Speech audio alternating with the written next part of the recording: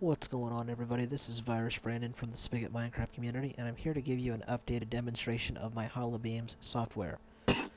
So basically, I'm just going to get right into it. My Holo software now has a version check that makes it so that if you run the software on a server that is not supported by Holo it's just going to automatically disable the software. So at this time, Holo only supports 1.9 and 1.10, all of 1.9 and all of 1.10.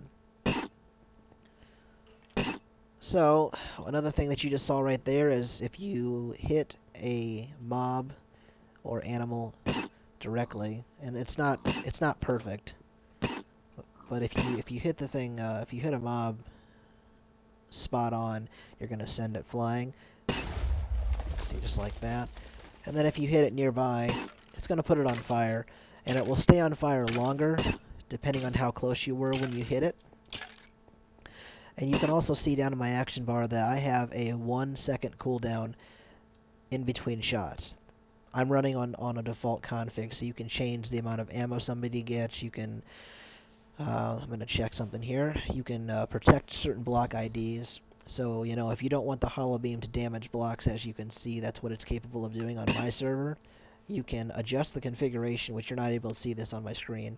You can enable the sound. You can increase or decrease how much ammo people get for each of the Holo that they receive.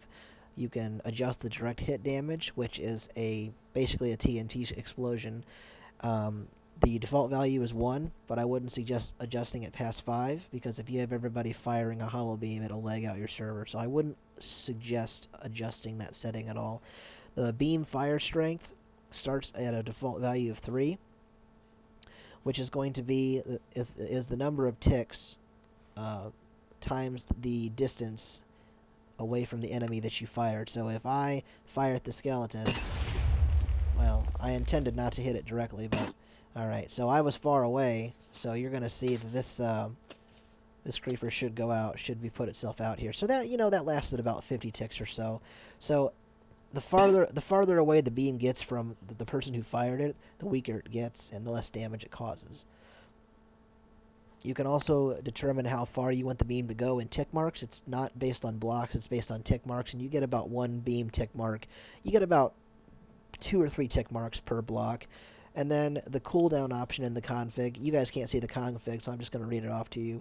The cooldown, it defaults to 1 second or 1000 milliseconds. The cooldown is based on milliseconds in the config, so if you do 1 in the config, you're going to get 1 millisecond. And then there is a list of protected block IDs, which defaults to bedrock. There's 5 tick marks for protected block IDs, which are set default, or they default to all 7s. By continuing the format that is defaulted in the original config, you can protect particular block IDs, or you can just enter in -1 if you want to make it so that no blocks are damaged by the Holo beam. Another thing is, I'm going to go ahead and do /B or /beam, which are the commands. They all do the same thing. And this brings up the beam color GUI. You have access to all the beams, and when you're scrolling through the GUI, you have a shortcut that says colors showing, and that corresponds to the colors that are currently in view on the GUI. And the purpose of that is it makes it so that, if that color showing option wasn't there, you'd have to go through, check which colors are showing, go through, check again, go through, check again. So I made it convenient because, as you can see, those colors in the lore there change with the GUI. It changes with your scroll, so it makes it a lot more of a smooth process to go through and choose your beam. So I can now go ahead and shoot a white beam, and I'm going to go ahead and end this video with telling you to buy Holo because, who needs Shoop to Whoop when you can be the one firing your laser. Peace out.